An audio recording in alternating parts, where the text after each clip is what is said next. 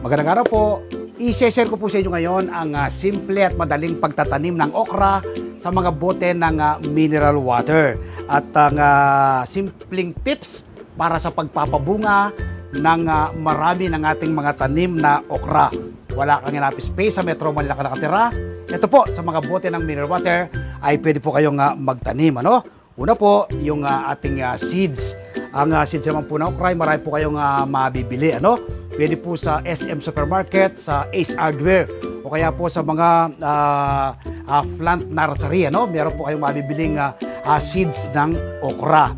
So, bawat isang bote po ng mineral water, pwede po kayong magtanim ng 1 hanggang 2 seeds. Direct planting po yan.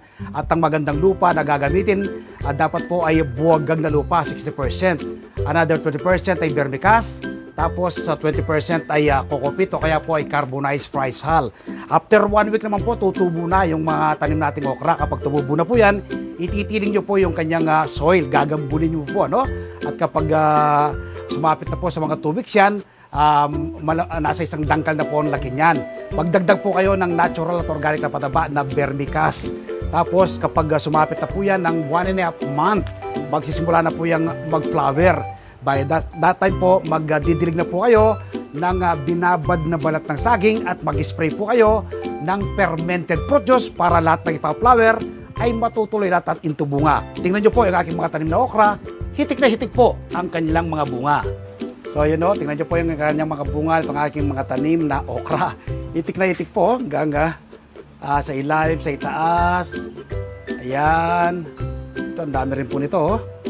Yan, sa mga bote lang po yan ng mineral water nakatanim. Wala kang enough space sa Metro Manila ka nakatira.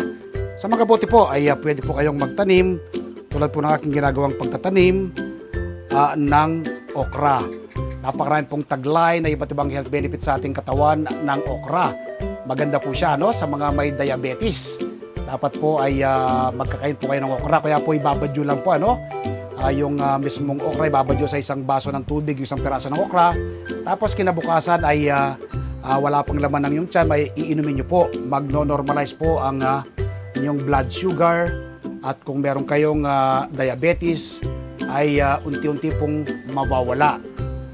Yan po ang ating mga tanim na okra.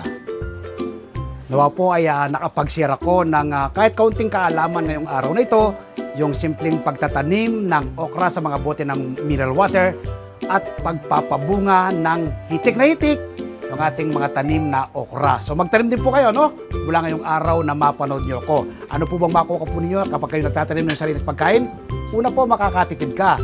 Pangalawa, masustansya pagsasalwa ng buong pamilya. At pangatlo, makakatulong ka sa pagpreserba sa ating inang kalikasan.